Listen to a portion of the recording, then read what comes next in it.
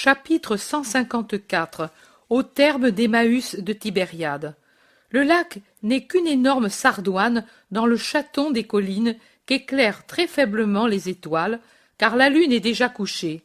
Jésus est seul dans le pavillon vert, la tête appuyée sur ses avant-bras, posé sur la table près de la lampe dont la lueur agonise. Mais il ne dort pas.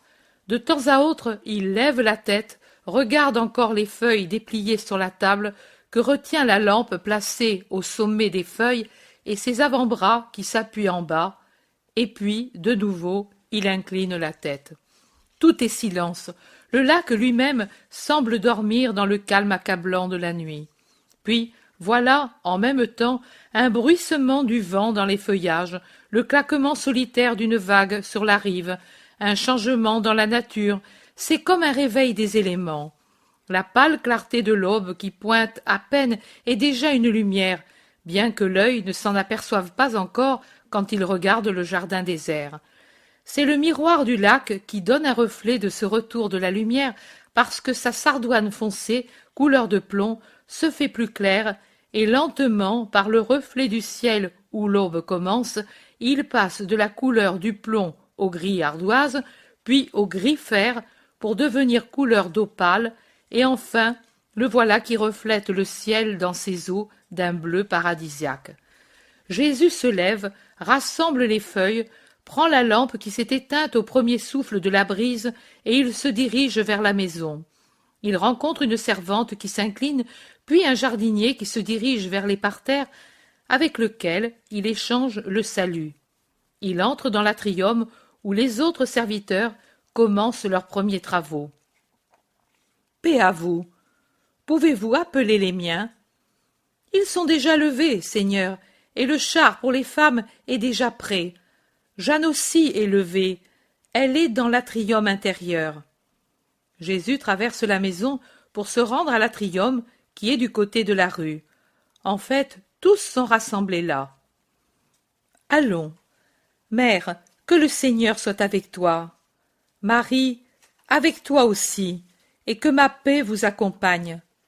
Adieu, Simon, porte ma paix à Salomé et aux enfants. » Jonatas ouvre le lourd portail.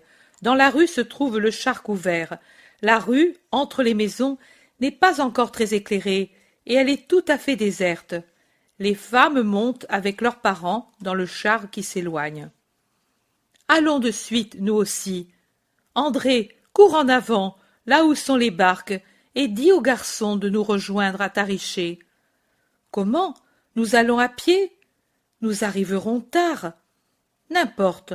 Allez en avant pendant que je prends congé de Jeanne. » Les apôtres s'éloignent.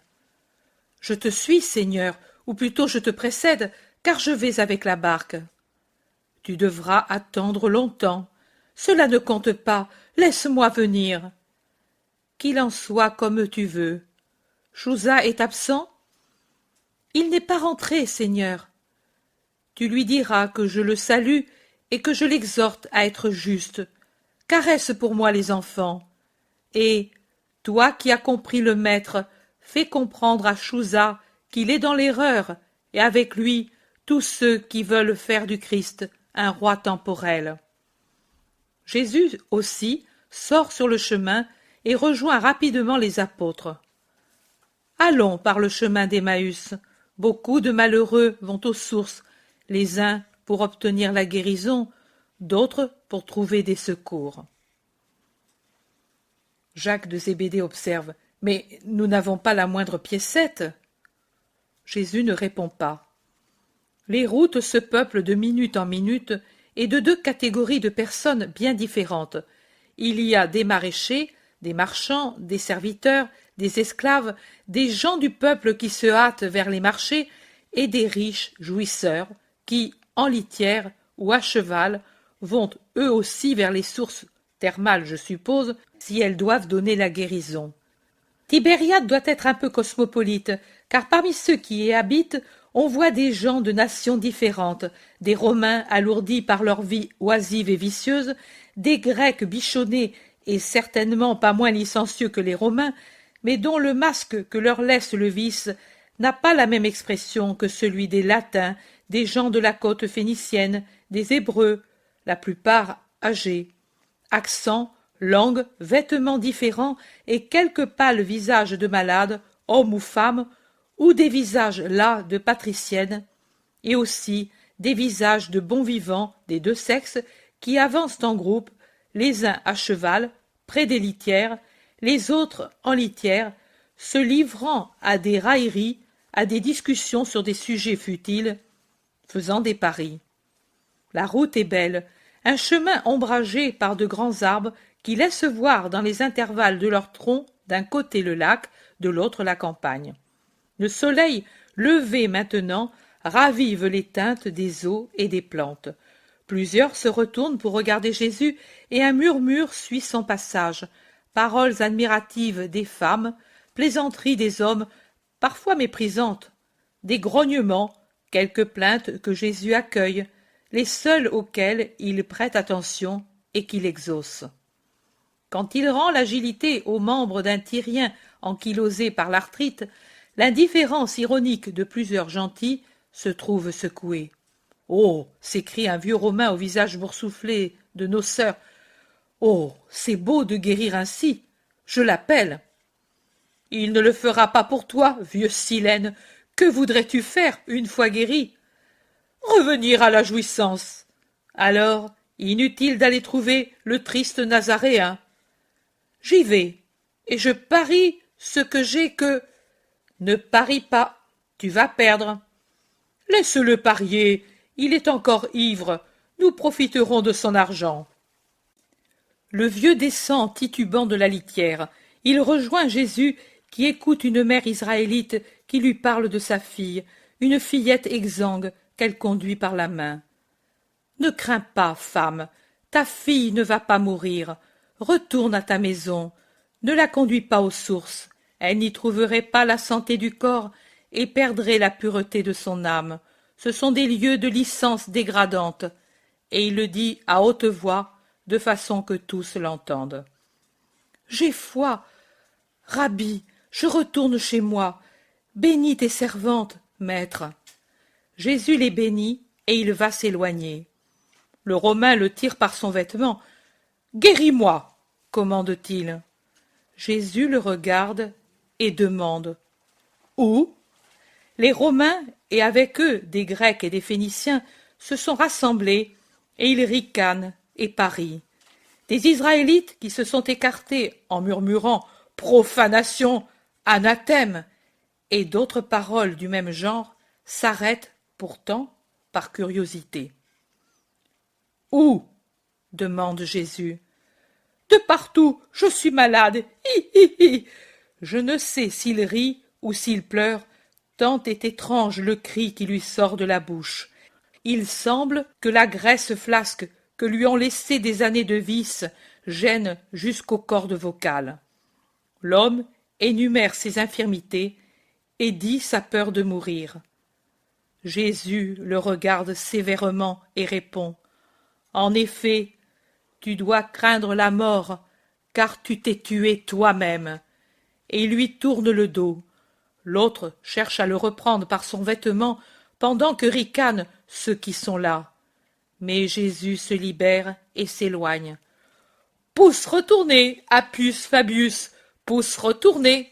Celui que l'on appelle le roi des Hébreux ne t'a pas fait grâce. Donne-nous ta bourse, ton pari est perdu. » Grecs et Romains font du vacarme en entourant l'homme déçu. Ce dernier les écarte en les bousculant et se met à courir aussi vite qu'il le peut, obèse comme il l'est, en relevant son vêtement, titubant avec toute sa masse graisseuse. Mais il trébuche et tombe dans la poussière au milieu des éclats de rire de ses amis qui le traînent près d'un arbre contre le tronc duquel l'homme ivre se serre en pleurant du pleur stupide des ivrognes.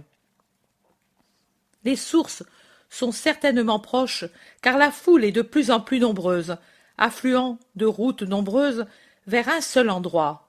Il stagne dans l'air une odeur d'eau sulfureuse. Pierre demande « Descendons-nous vers la rive pour éviter ces gens immondes ?» Ils ne sont pas tous immondes. Il y a parmi eux beaucoup d'Israélites, dit Jésus. On est arrivé au terme. Une série d'édifices de marbre blanc en face du lac, séparés par des avenues et séparés du lac par une vaste place plantée d'arbres sous lesquels circulent ceux qui sont arrivés, en attendant le bain ou pour réagir après le bain. Des têtes de méduses en bronze qui font saillie dans le mur d'un édifice jettent des eaux fumantes dans un bassin de marbre qui, blanc à l'extérieur, est rougeâtre à l'intérieur, comme s'il était recouvert de fer rouillé. De nombreux Israélites vont aux sources et boivent l'eau minérale avec des coupes. Je ne vois que des Hébreux qui le fassent, et à ce pavillon. Je crois deviner que les Israélites fidèles ont voulu avoir un endroit particulier pour éviter les contacts avec les gentils. De nombreux malades sont sur des brancards en attendant les soins, et voyant Jésus, plusieurs crient « Jésus, fils de David, aie pitié de moi !»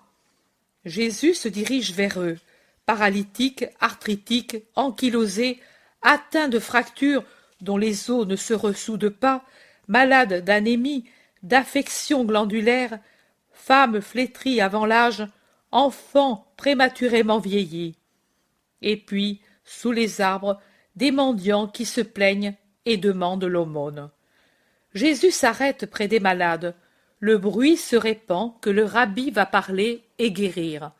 Les gens, même ceux d'autres races, s'approchent pour voir. Jésus regarde tout autour de lui. Il sourit en voyant sortir, avec les cheveux encore humides de la douche qu'il a prise, le grec envoyé par saint Ika. Il élève tout à coup la voix pour se faire entendre. La miséricorde ouvre les portes à la grâce. Soyez miséricordieux pour obtenir miséricorde. Tous les hommes sont pauvres en quelque chose. Les uns manquent d'argent. Pour d'autres, ce sont les affections, la liberté, la santé. Et tous les hommes ont besoin de l'aide de Dieu qui a créé l'univers et qui peut, lui, le Père unique, secourir ses enfants. Jésus fait une pause comme pour donner aux gens le temps de choisir entre l'écouter ou se rendre au bain. Mais la plupart délaissent les bains. Israélites et gentils se pressent pour l'entendre. Des Romains sceptiques dissimulent leur curiosité sous des plaisanteries. Aujourd'hui, il ne manque pas le rhéteur pour que ce lieu ressemble aux termes romains, disent-ils. Le grec Zénon fend la foule en criant « Par Zeus, j'allais me rendre à Tariché, et c'est ici que je te trouve !» Jésus continue. « Hier, on m'a dit « C'est difficile de suivre ce que tu fais. » Non, ce n'est pas difficile. Ma doctrine se base sur l'amour, et il n'est jamais difficile de suivre l'amour. Que prêche ma doctrine? Le culte d'un Dieu vrai, l'amour pour notre prochain. L'homme, éternel enfant, a peur des ombres, et il suit des chimères parce qu'il ne connaît pas l'amour. L'amour est sagesse et lumière. Il est sagesse parce qu'il s'abaisse pour instruire. Il est lumière parce qu'il vient pour éclairer. Là où se trouve la lumière, les ombres disparaissent, et là où est la sagesse, les chimères périssent. Parmi ceux qui m'écoutent, il y a des gentils. Ils disent « Où est Dieu ?» Ils disent « Qui nous prouve que ton Dieu soit le vrai ?» Ils disent « De quelle façon nous assures-tu que tu es véridique dans tes paroles ?» Il n'y a pas que les gentils qui le disent. D'autres aussi me demandent « Par quel pouvoir fais-tu ces choses ?» Par le pouvoir qui me vient du Père qui a mis toutes choses au service de l'homme, sa créature préférée, et qui m'envoie pour instruire les hommes, mes frères. Le Père peut-il, lui qui a donné le pouvoir aux entrailles du sol, de rendre médicamenteuses les eaux des sources, peut-il avoir limité la puissance de son Christ? Et qui, quel Dieu, Sinon le Dieu vrai peut accorder au Fils de l'homme de faire les prodiges qui recréent les membres détruits? En quel temple d'idoles voit-on que les aveugles recouvrent la vue et les paralytiques le mouvement? En quel temple les mourants, sur le je le veux d'un homme, se redressent-ils plus saints que les gens bien portants? Eh bien moi, pour louer le Dieu vrai, et pour faire qu'il soit connu et loué par vous, je dis à tous ceux qui sont rassemblés ici, quelle que soit leur race et leur religion, qu'ils auront la santé qu'ils demandent aux eaux, et qu'ils l'auront par moi. Je suis l'eau vive qui donne la vie du corps et celle de l'esprit à celui qui croit en moi et qui, d'un cœur droit, opère la miséricorde. Je ne demande pas des choses difficiles, je demande un mouvement de foi et un mouvement d'amour. Ouvrez votre cœur à la foi, ouvrez votre cœur à l'amour, donnez pour posséder. Donnez les pauvres pièces de monnaie pour avoir l'aide de Dieu. Commencez par aimer vos frères. Sachez avoir de la miséricorde. Les 2/3 d'entre vous sont malades à cause de leur égoïsme et de leur concupiscence. Abattez l'égoïsme, freinez vos passions, vous y gagnerez en santé physique et en sagesse. Abattez votre orgueil, et vous recevrez les bienfaits du vrai Dieu. Je vous demande l'obole pour les pauvres, et ensuite je vous ferai le cadeau de la santé.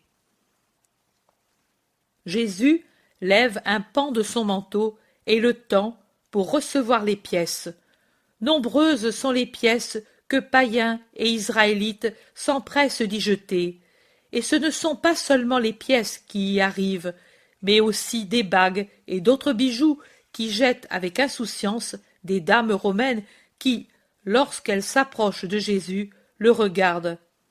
Et il en est qui lui murmurent quelques paroles, et Jésus acquiesce ou répond brièvement. L'offrande est terminée. Jésus appelle les apôtres pour qu'ils lui amènent les mendiants, et avec la même rapidité avec laquelle le trésor s'était constitué, le voilà qu'ils se dispersent jusqu'à la dernière pièce. Il reste des bijoux que Jésus rend aux donatrices, car il n'y a personne susceptible de les échanger contre de l'argent. Pour consoler les donatrices, il leur dit « Le désir vaut l'acte. L'offrande est aussi précieuse que si elle avait été distribuée, car Dieu regarde à l'intention de l'homme. » Puis il se redresse et crie « De qui me vient la puissance ? Du vrai Dieu. Père, fais que tu resplendisses en ton Fils. C'est en ton nom que je commande aux malades. Allez !» C'est maintenant le spectacle si souvent vu, les malades qui se lèvent, les estropiés qui se redressent, les paralytiques qui se meuvent, les visages qui se colorent, les yeux qui s'illuminent, le cri des Hosanna, les félicitations des Romains, parmi lesquels il y a 2 femmes et un homme guéris, et qui, voulant imiter les Israélites, mais n'arrivant pas à s'humilier comme eux pour baiser les pieds du Christ, s'inclinent, prennent un pan de son vêtement et le baisent. Et puis, Jésus s'éloigne pour échapper à la foule, mais il n'y parvient pas. Sauf quelques gentils obstinés ou quelque Hébreu encore plus coupable dans son obstination, tout le monde le suit sur la route qui va à Tariché. Chapitre 155. À Tariché. La petite péninsule de Tariché s'avance dans le lac en formant une anse profonde au sud-ouest. Ainsi, il n'est pas inexact de dire que, plutôt qu'une péninsule, c'est un isthme entouré d'eau sur presque tout son pourtour et qui reste réuni à la terre par une sorte de couloir. C'était du moins ainsi au temps de Jésus, à l'époque où je la vois. Je ne sais pas si par la suite, au cours de 20 siècles, les sables et les graviers charriés par un petit torrent qui débouche juste dans l'anse au sud-ouest, ont pu modifier l'aspect de l'endroit en ensablant la petite baie et en élargissant par conséquent la langue de terre de l'isthme. La baie est tranquille, azurine, avec des bandes couleur de jade, là où se reflètent les feuillages verts des arbres qui s'avancent de la côte vers le lac. Des barques nombreuses se balancent légèrement sur les eaux presque calmes. Ce qui me frappe, c'est une digue bizarre, avec ses arches qui reposent sur les graviers de la rive. Elle forme une sorte de promenade, un môle, que sais-je, qui se dirige vers l'ouest. Je ne comprends pas si on l'a faite pour orner ou pour quelque but utile qui m'échappe. Ce passage, digue ou môle, est recouvert d'une épaisse couche de terre où sont plantés des arbres très rapprochés, plutôt petits, qui forment une galerie verte au-dessus de la route. Beaucoup de gens passent le temps sous cette galerie bruissante à laquelle la brise, les eaux et les frondaisons apportent l'agrément appréciable de la fraîcheur. On voit nettement l'embouchure du Jourdain et l'écoulement des eaux du lac dans le lit du fleuve qui fait quelques tourbillons, quelques engorgements près des piles d'un pont, je dirais romain, à cause de son architecture qui repose sur des piles robustes construites en taille-mer. Je ne sais si je m'explique bien. Contre les arêtes desquelles le courant vient se briser avec tout un jeu nacré de lumière sous le soleil qui les frappe à l'endroit où les eaux se brisent et débordent pour s'écouler dans la gorge du fleuve, encaissées après s'être étendues à leur aise dans le lac. Presque au bout du pont, sur l'autre rive, une petite ville toute blanche, dont les maisons sont éparses dans la verdure d'une campagne fertile, et plus en haut, vers le nord, mais sur la côte orientale du lac, le bourg qui précède Hippo et les bois qui s'élèvent sur la falaise, au-delà desquels se trouve Gamala, bien visible au sommet de sa colline. Une foule de gens ont suivi Jésus depuis Emmaüs, et elle s'est augmentée de ceux qui déjà l'attendaient à Tariché. Parmi eux, Jeanne venue avec sa barque. Jésus se dirige justement vers la digue plantée d'arbres, et il s'arrête au milieu, sur la droite, les eaux du lac, sur la gauche, la plage. Les gens qui le peuvent se placent sur la route ombragée. Ceux qui n'y trouvent pas place descendent sur la plage, encore un peu humide à cause de la forte marée nocturne ou pour quelque autre raison, et ombragée en partie par les arbres de la digue. D'autres font accoster les barques et y prennent place à l'ombre des voiles. Jésus fait signe qu'il va parler, et tout le monde se tait. Il est dit, tu t'es mu pour sauver ton peuple, pour le sauver grâce à ton Christ. Il est dit, et je me réjouirai dans le Seigneur, et j'exulterai en Dieu mon Sauveur. Le peuple d'Israël a pris pour lui cette parole et lui a donné un sens national, personnel, égoïste, qui ne correspond pas à la vérité sur la personne du Messie. Il lui a donné un sens étroit, qui abaisse la grandeur de l'idée messianique au niveau d'une manifestation de puissance humaine et d'un écrasement des conquérants trouvés en Israël par le Christ.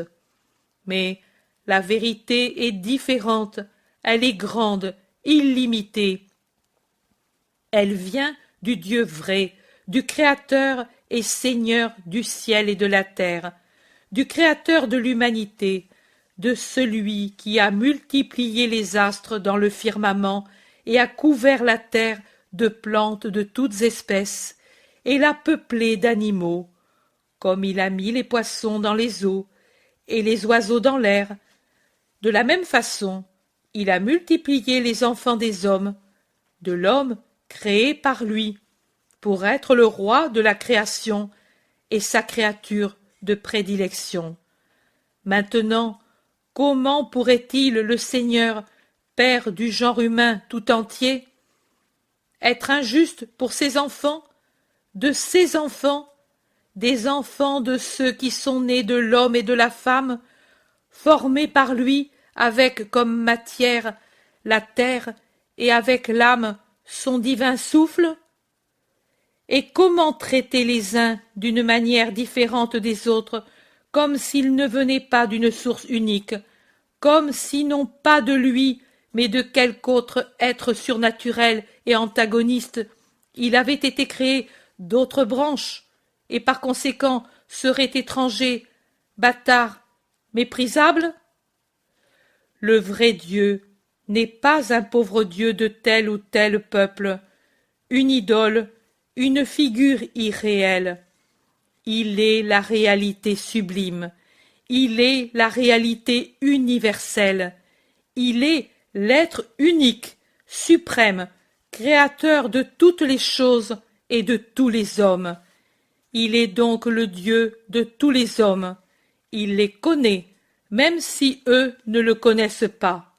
Il les aime, même si eux, faute de le connaître, ne l'aiment pas, ou si le connaissant mal, ils l'aiment mal, ou si, le connaissant, ils ne savent pas l'aimer. La paternité ne cesse pas quand un enfant est ignorant, sot ou mauvais. Le père s'efforce d'instruire son enfant, car l'instruire, c'est de l'amour. Le père peine pour rendre moins sot son enfant déficient.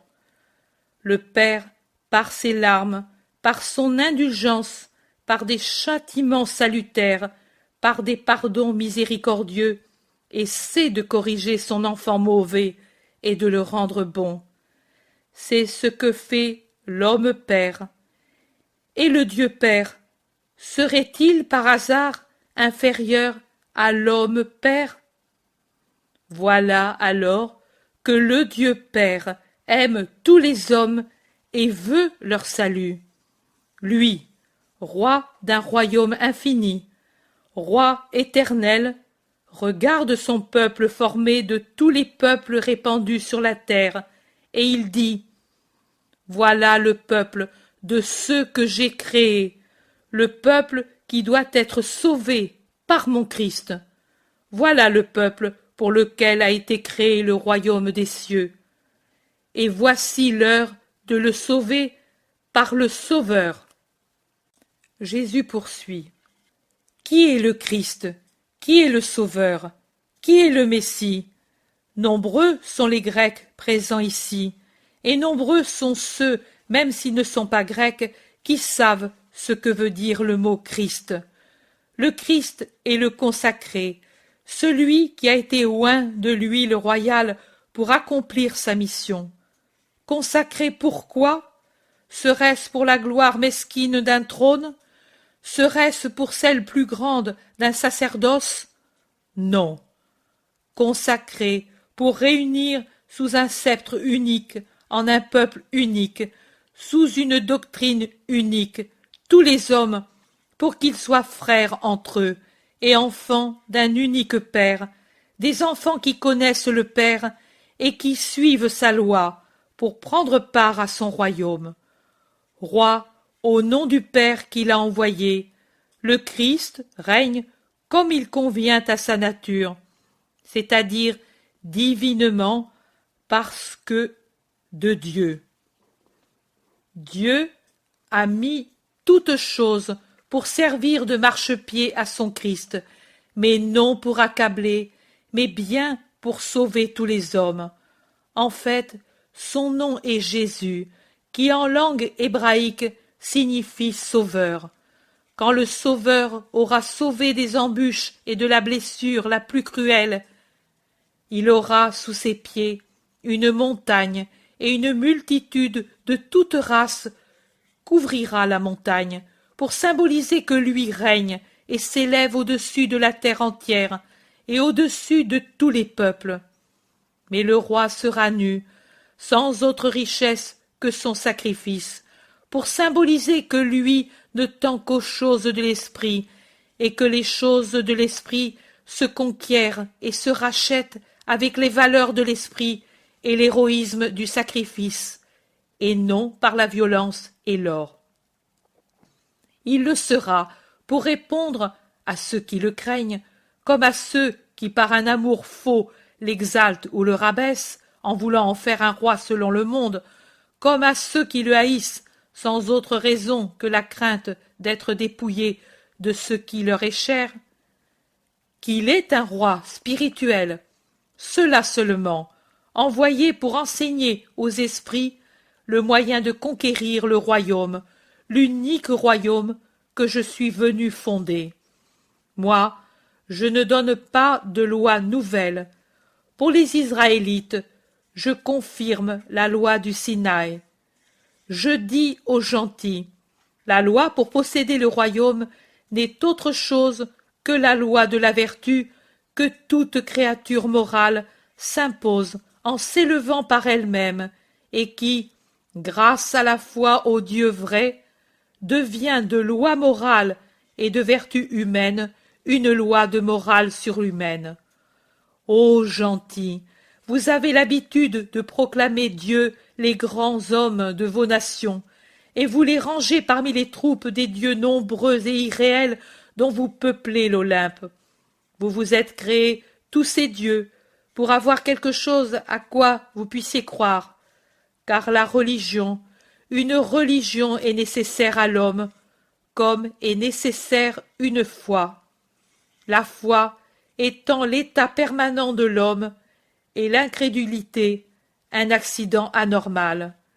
Et ce n'est pas toujours que ces hommes élevés au rang de Dieu ont une valeur, même simplement humaine, car leur grandeur vient ou de la force brutale, ou de leurs astuces puissantes, ou bien encore d'une puissance acquise d'une façon quelconque, de sorte qu'ils emmènent avec eux, comme qualité surhumaine, des misères que l'homme sage voit pour ce qu'elles sont, pourriture de passions déchaînées.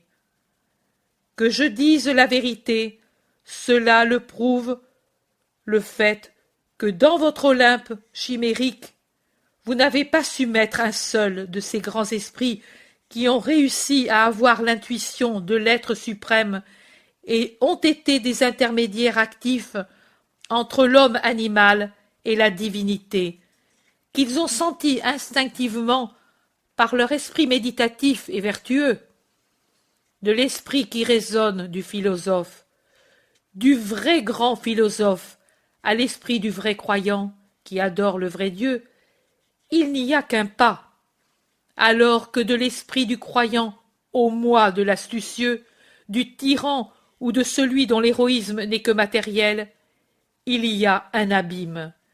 Et pourtant, dans votre Olympe, vous n'avez pas placé ceux qui, par la vertu de leur vie, se sont tellement élevés au-dessus de la masse humaine qu'ils se sont approchés des royaumes de l'esprit, mais ceux que vous avez craints comme des maîtres cruels, ou que vous avez adulés avec une servilité d'esclaves, ou bien que vous avez admirés comme des modèles vivants de cette liberté des instincts animaux qui, pour vos appétits anormaux, paraissent le but et la fin de la vie.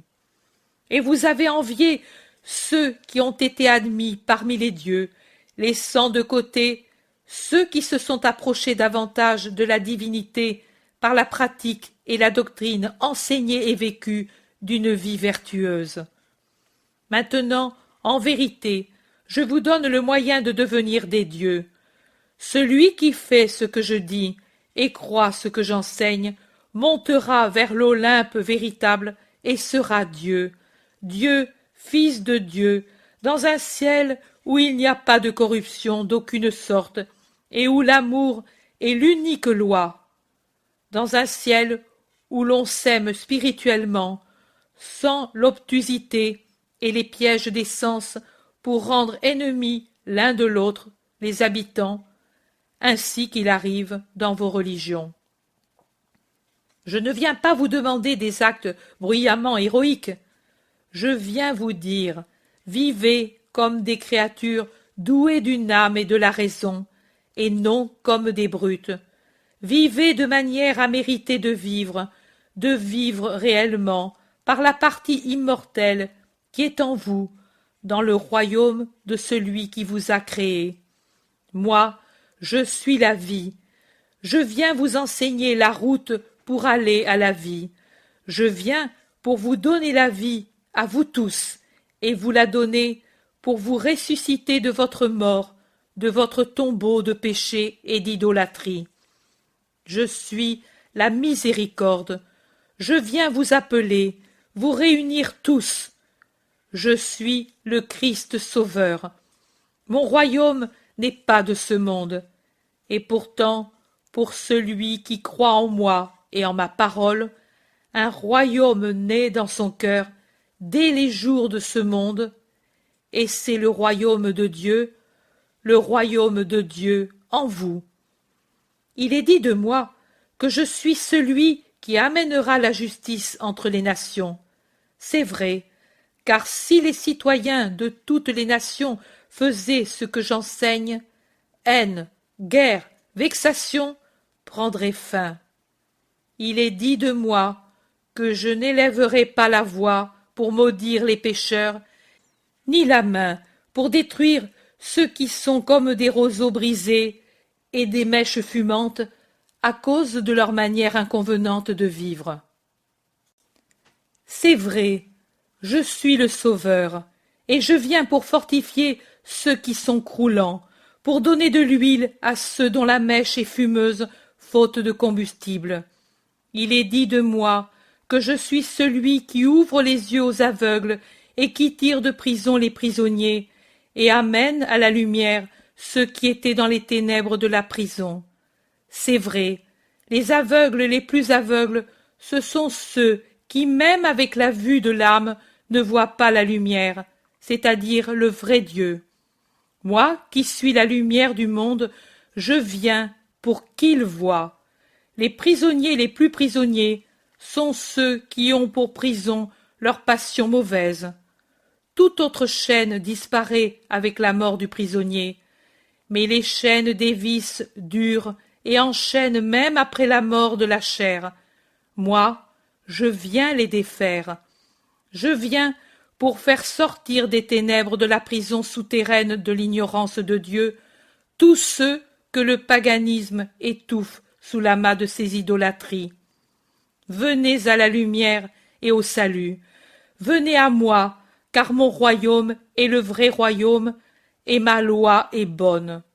Elle ne vous demande que d'aimer le Dieu unique et votre prochain, et par conséquent de répudier les idoles et les passions qui vous rendent durs de cœur, arides, sensuels, voleurs, homicides.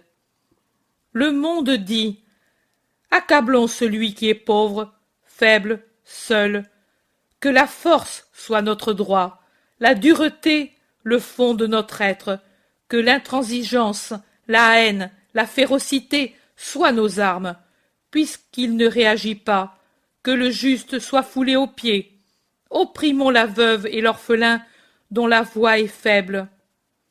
Moi, je dis, soyez pleins de douceur et de mansuétude, pardonnez à vos ennemis, secourez les faibles, soyez justes dans les ventes et les achats, soyez magnanimes même quand vous avez le droit de votre côté. Ne profitez pas de votre puissance pour accabler ceux qui déjà ont de la peine. Ne vous vengez pas, laissez à Dieu le soin de votre sauvegarde.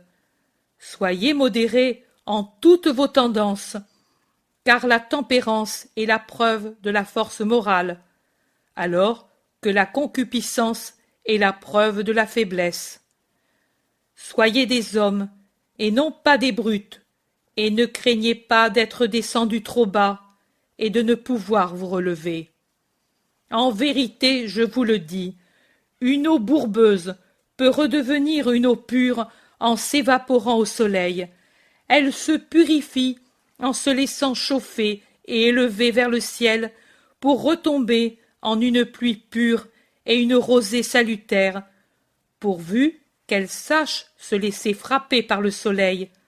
De la même façon, les esprits qui s'approcheront de la grande lumière qu'est Dieu et qui crieront vers lui « J'ai péché », Je suis fange, mais j'aspire à toi, lumière. Deviendront des esprits qui montent purifiés vers leur Créateur. Enlevez à la mort son horreur, en faisant de votre vie une monnaie pour acquérir la vie. Dépouillez-vous du passé comme d'un vêtement souillé, et revêtez-vous de la vertu. Je suis la parole de Dieu, et je vous dis en son nom que celui qui aura foi en lui et bonne volonté, et qui aura le regret du passé et une droite intention pour l'avenir, qu'il soit hébreu ou gentil, deviendra fils de Dieu et possesseur du royaume des cieux. Je vous ai dit au commencement qui est le Messie. Je vous dis maintenant, c'est moi qui vous parle, et mon royaume est dans vos cœurs si vous l'accueillez. Et ensuite, il sera au ciel que je vous ouvrirai si vous savez persévérer dans ma doctrine. Le Messie, c'est cela, et rien de plus. C'est le roi d'un royaume spirituel dont, par son sacrifice, il ouvrira les portes à tous les hommes de bonne volonté. Jésus a fini de parler, et il va s'éloigner en prenant un petit escalier qui va de la digue à la rive. Il veut peut-être rejoindre la barque de Pierre qui tangue près d'un quai rudimentaire. Mais il se retourne tout à coup, et regardant dans la foule, il crie « Qui m'a appelé pour son esprit et sa chair ?» Personne ne répond. Il répète la question et tourne ses yeux magnifiques sur la foule qui l'entoure par derrière, non seulement sur la route, mais aussi en bas sur la grève. Encore le silence. Matthieu remarque « Maître, qui sait combien, en ce moment, on soupirait vers toi sous l'émotion de tes paroles ?» Non, une âme a crié « Pitié !»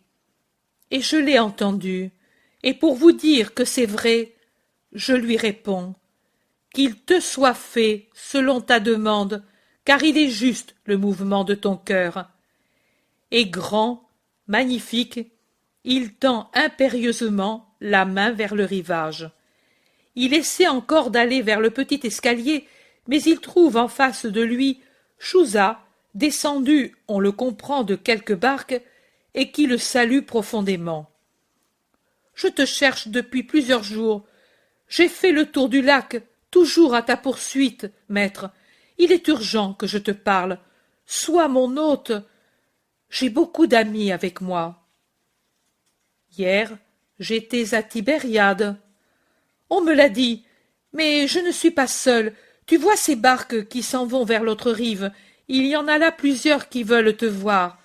Parmi eux aussi, de tes disciples. Viens, je t'en prie, dans ma maison, au-delà du Jourdain.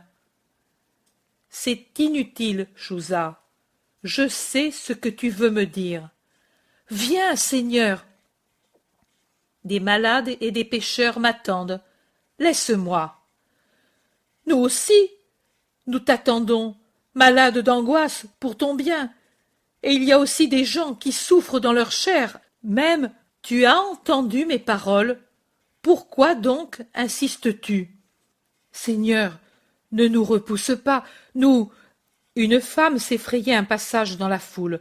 Je suis maintenant suffisamment au courant des vêtements des Hébreux pour comprendre qu'elle ne l'est pas, et que ces vêtements ne sont pas ceux d'une femme honnête. Mais pour voiler ses traits et ses grâces, peut-être trop provocantes, elle a mis un long voile qui l'enveloppe tout entière, bleu clair comme son ample vêtement, et pourtant provoquant à cause de sa forme qui laisse découverts ses bras très beaux. Elle se jette à terre et rampe dans la poussière jusqu'à ce qu'elle arrive à toucher le vêtement de Jésus qu'elle prend entre ses doigts et dont elle baise la frange. Elle pleure et éclate en sanglots. Jésus, qui était sur le point de répondre à Chouza « Vous êtes dans l'erreur » et abaisse les yeux et il dit « Était-ce toi qui m'appelais ?»« Oui, et je ne suis pas digne de la grâce que tu m'as faite. Je n'aurais pas dû même t'appeler avec mon esprit, Mais ta parole, Seigneur, je suis une pécheresse. Si je découvrais mon visage, plusieurs te diraient mon nom. Je suis une courtisane et une infanticide, et le vice m'avait rendu malade. J'étais à Emmaüs, je t'ai donné un bijou, tu me l'as rendu, et un de tes regards m'est descendu dans le cœur. Je t'ai suivi, tu as parlé, j'ai en moi tes paroles. Je suis fange, mais j'aspire vers toi, lumière. J'ai dit, guéris mon âme, et après, si tu le veux, ma chair. Seigneur, ma chair est guérie, et mon âme.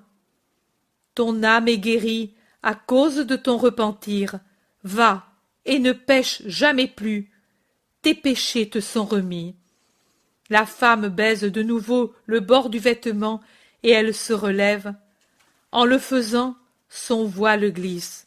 La Galasia! La Galasia! Crient plusieurs, et ils l'injurient, prennent du gravier et du sable et en jettent sur la femme, qui se penche et reste apeurée. Jésus, le regard sévère, lève la main. Il impose le silence. Pourquoi l'insultez-vous? Vous ne le faisiez pas quand elle était pécheresse. Pourquoi, maintenant qu'elle se rachète? Elle le fait parce qu'elle est vieille et malade, crient plusieurs avec mépris. En réalité, la femme, bien qu'elle ne soit plus très jeune, est encore bien loin d'être vieille et laide comme ils le disent. Mais la foule est ainsi. Passe devant moi et descends dans cette barque. Je t'accompagnerai à la maison par une autre route, ordonne Jésus. Et il dit aux siens, mettez-la au milieu de vous et accompagnez-la. Mais la colère de la foule, excitée par quelques Israélites intransigeants, se retourne tout entière contre Jésus, et ils disent en criant « Anathème, faux Christ, protecteur des prostituées, qui les protège les approuve. Bien plus, il les approuve parce qu'il en jouit. » Et d'autres phrases du même genre que les gens crient, ou plutôt aboient. Elles viennent surtout d'un petit groupe d'énergumènes israélites. Je ne sais pas de quelle caste, et tout en criant, ils lancent des poignées de sable humide qui atteignent le visage de Jésus avec violence. Il lève son bras et essuie sa joue sans protester. Non seulement cela, mais d'un geste, il arrête Chouza et quelques autres qui voudraient réagir en sa faveur. Et il dit « Laissez-les faire. Pour sauver une âme, je souffrirai bien davantage. Je pardonne. » Zénon, celui d'Antioche, qui ne s'était jamais éloigné du maître, s'écrie « Maintenant, vraiment, je sais qui tu es, un vrai Dieu, et non pas un faux rhéteur. La grecque a dit la vérité. Tes paroles au terme m'avaient déçu. Celles-ci m'ont conquis. Le miracle m'a étonné. Ton pardon des offenses m'a conquis. Adieu, Seigneur. Je penserai à toi, et je réfléchirai à tes paroles. Adieu, homme, que la lumière éclaire ton cœur. Chouza insiste de nouveau pendant qu'ils vont vers le quai et que sur la digue se produit une bagarre entre Romains et Grecs d'un côté et Israélites de l'autre. « Viens pour quelques heures seulement, c'est nécessaire, je te reconduirai moi-même. Tu es bienveillant pour les prostituées, et tu veux être inexorable avec nous? C'est bien, je viendrai. En fait, c'est nécessaire. » Il se retourne vers les apôtres qui sont déjà dans les barques. « Allez en avant, je vous rejoindrai. »« Tu vas seul ?»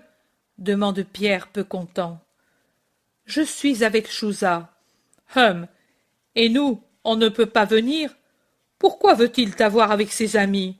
Pourquoi n'est-il pas venu à Capharnaüm? »« Nous y sommes venus, vous n'y étiez pas, » dit Chouza. « Vous n'aviez qu'à nous attendre, voilà tout. »« Au contraire, nous sommes venus sur vos traces. »« Venez maintenant à Capharnaüm. Est-ce le maître qui doit aller chez vous? » « Simon a raison, disent les autres apôtres. Chouza réplique. Mais pourquoi ne voulez-vous pas qu'il vienne avec moi? Est-ce par hasard la première fois qu'il vient dans ma maison? Est-ce que par hasard vous ne me connaissez pas? Bien sûr que nous te connaissons, mais nous ne connaissons pas les autres, voilà. Et que craignez-vous? Que je sois ami des ennemis du maître? Je ne sais rien, moi. Je me souviens de la fin du prophète Jean, moi. Simon, tu m'offenses. Je suis un homme d'honneur. Je te jure qu'avant qu'on enlève un cheveu au maître, je me ferai transpercer. Tu dois me croire. Mon épée est à ton service. Et qu'il te transperce, toi, à quoi cela servirait-il? Après, oui, je le crois, je te crois. Mais toi, une fois mort, ce serait son tour. Je préfère ma rame à ton épée, ma pauvre barque, et surtout nos simples cœurs à son service. Mais j'ai avec moi Manahan. As-tu confiance en Manahan? Et le pharisien Éléazar, que tu connais, et le chef de synagogue Timon, et Nathanaël ben Fada. Tu ne le connais pas, lui, mais c'est un chef important, et il veut parler avec le maître. Et il y a Jean, surnommé l'Antipas d'Antipatride, favori d'Hérode le Grand, maintenant âgé et puissant, propriétaire de toute la vallée de Gaas, et assez, assez, tu me dis des grands noms, mais qui ne me disent rien, sauf deux, et moi je vais venir aussi. Non, c'est avec le maître qu'ils veulent parler. Ils veulent. Et qui sont-ils? Ils veulent. Et moi, je ne veux pas. Embarque ici, maître, et partons. Moi, je ne veux entendre parler de personne. Je ne me fie qu'à moi-même, moi. Allons, maître. Et toi, va en paix dire à ces gens que nous ne sommes pas des vagabonds, qu'ils savent où nous trouver. Et il pousse Jésus avec peu d'égard, pendant que Chouza proteste à haute voix. Jésus décide définitivement. Ne crains pas, Simon, il ne m'arrivera aucun mal, je le sais, et il est bien que j'y aille. Cela est bon pour moi, comprends-moi. Et il le fixe de ses yeux splendides, comme pour lui dire « N'insiste pas, comprends-moi, il y a des raisons qui me conseillent d'y aller. » Simon cède à contre-cœur, mais il cède comme subjugué. Cependant il murmure entre ses dents, mécontent.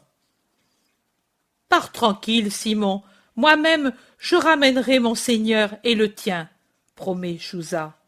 Quand? Demain. Demain. Il faut tant de temps pour dire deux mots. Nous sommes entre tierce et sexte. Avant le soir, s'il n'est pas avec nous, nous venons chez toi. Ne l'oublie pas. Et pas nous seuls. Et il le dit sur un ton qui ne laisse pas de doute sur ses intentions. Jésus met la main sur l'épaule de Pierre. Je te dis, Simon, qu'ils ne me feront pas de mal. Montre que tu crois en ma vraie nature. C'est moi qui te le dis. Je sais, ils ne me feront rien. Ils veulent seulement s'expliquer avec moi. Va, conduis la femme à Tibériade. Arrête-toi aussi chez Jeanne. Tu pourras voir qu'ils ne m'enlèvent pas avec des barques et des soldats. Bon, mais sa maison, et il montre Chouza, je la connais. Je sais qu'en arrière, il y a la terre. Ce n'est pas une île. En arrière, il y a Galgala et Gamala, Aéra, Arbela, Guérasa, Bosra, et Pella et Ramoth, et combien d'autres villes. Mais ne crains pas, te dis-je, obéis. Donne-moi un baiser, Simon. Va. Et à vous aussi. Il les embrasse et les bénit. Quand il voit la barque s'éloigner, il leur crie « Ce n'est pas mon heure, et tant que ce n'est pas mon heure, rien ni personne ne pourra lever la main sur moi. Adieu, amis. » Il se tourne vers Jeanne, qui paraît visiblement troublée et pensive, et il lui dit « Ne crains pas, il est bien que cela arrive. Va en paix. » Et à Chouza « Allons, pour te montrer que je n'ai pas peur et pour te guérir. » « Je ne suis pas malade, Seigneur. » « Tu l'es, c'est moi qui te le dis. et plusieurs avec toi. Allons. Il monte dans la barque légère et luxueuse et s'y assoit. Les rameurs commencent le trajet sur les eaux tranquilles en faisant un détour pour échapper au courant qui est sensible là, au bout du lac, à l'endroit où ses eaux débouchent dans le fleuve.